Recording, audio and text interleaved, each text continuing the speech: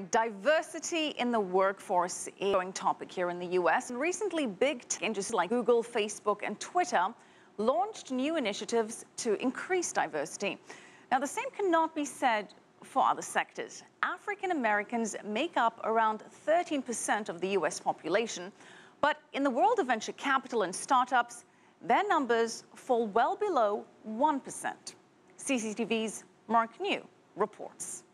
This is basically just kind of describing. Don Charlton is the founder and CEO of Jazz, a recruiting platform for businesses. Headquartered in Pittsburgh with a satellite office in San Francisco, Charlton raised nearly all of his $18 million outside of Silicon Valley, one of the meccas of U.S. venture capital. Did you feel an extra pressure to have to succeed? Every day. Every day I feel more pressure to be successful because, I think when I look around and I see tech companies founded by all African American companies, I was a single founder, I think I'm setting the bar for the next person. As founders, at a recent event at Accelerator Program 500 Startups, African American VCs and entrepreneurs gathered to discuss their lack of representation in the industry. I think it starts with younger folks deciding that they want to go down a technology path. Reach Capital general partner Chantel Polson says African Americans have trouble getting the attention of investors because they don't have the networks. It's communities and relationships, and so other VCs talking to each other, sharing deals.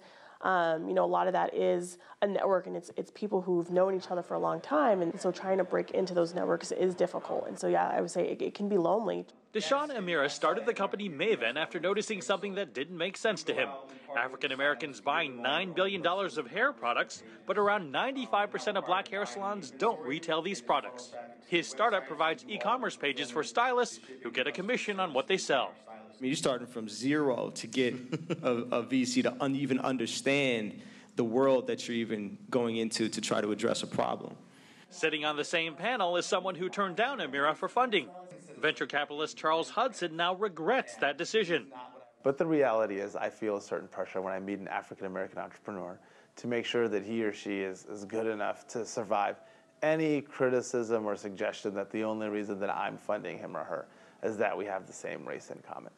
At the same time, I know as a fund, we fund very few African-American entrepreneurs. So the sample set is very small. And I think no one would ever question if we had 8 or 10 majority-funded companies go out of business. And I feel like for myself, I've gotten to the point where I don't self-censor myself in the way I did 2 or 3 years ago when I saw Deshaun's business. One of the VCs who did help fund Maven is 500 Startups founding partner Dave McClure. For greedy purposes, I think the message is there's money to be made, and like Deshaun's running a company doing over $10 million worth of business. But even after African-American-led startups receive funding, are they receiving enough? Some say no, that they're only getting more pressure to prudently manage a smaller amount of money.